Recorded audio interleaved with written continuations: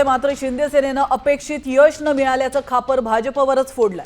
मुस्लिम बहुल जागा मागितल्या नसताना लढण्यास भाग पाडल्याचा शिंदे सेनेकडून आरोप करण्यात आलाय।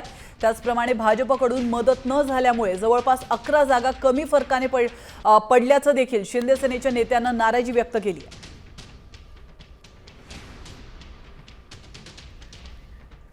नाही, मला पाडण्यासाठी किंवा भाजप आता ही टोळी एवढी सक्षम झाली आहे की भाजपच्या सीट सुद्धा आता पाडायला ते पुढे मागे बघत नाही आहेत।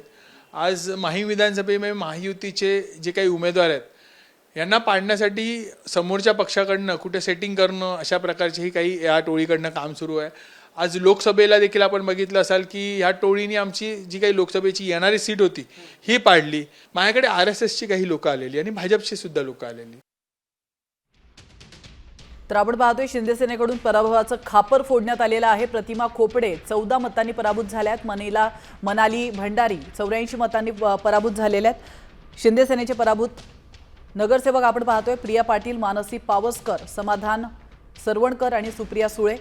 सुप्रिया त्याचप्रमाणे पुष्पा कोळी, शोभा जायभाय आणि जय कुडाळकर हे देखील पराभूत झालेत। आपण शिंदे सेनेच्या पराभूत नगरसेवकांची यादी पाहिली।